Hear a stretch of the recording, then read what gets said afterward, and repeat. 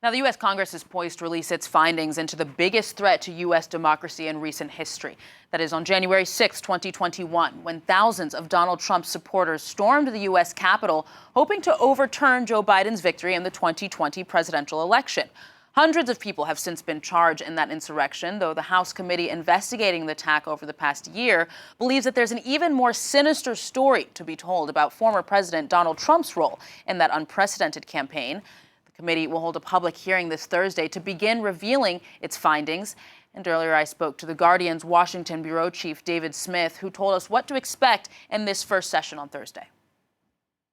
Well, this hearing, which is being broadcast on major TV networks, much in the style of Watergate in the 1970s, I think we'll hear the committee leaders, Benny Thompson and Liz Cheney, first really outline what happened that day, January 6, 2021, when there was an assault on U.S. democracy. And I would expect them to ultimately tie that riot back to Donald Trump, who was present at the time, sitting in the White House.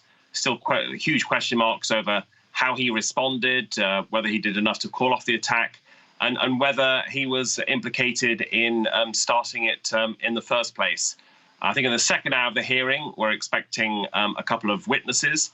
One of them is called Nick Quested. He's a British documentary filmmaker. He was embedded with one of the right-wing groups who were involved in the insurrection at the Capitol, the Proud Boys. He was filming them, and I think we'll speak about his first-hand experience. And then we're going to hear from a female U.S. Capitol police officer who was assaulted by one of the rioters, and I think is like to give very emotional, visceral testimony about just what it was like to be at the Capitol that day. Now, David, if these findings do indeed tie those events to former President Donald Trump or to any other senior officials at the time, is there an expectation that anything concrete will finally come from these revelations? Well, this House of Representatives Select Committee does not have the power to bring criminal prosecutions against Trump or any of the other White House officials. But it can produce a report and pass the findings on to the Justice Department. And so certainly in theory, if the evidence is very incriminating, then Merrick Garland, the Attorney General, could take action.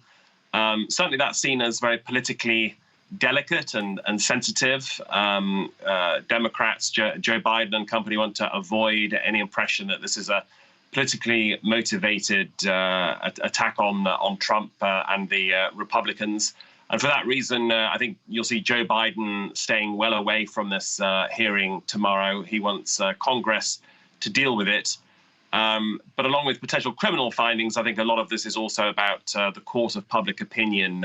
17 months on, Democrats want to remind American voters what Trump was involved in ahead of the midterm elections in November and, of course, the next presidential election in 2024. U.S. President Joe Biden has proposed a new U.S. economic partnership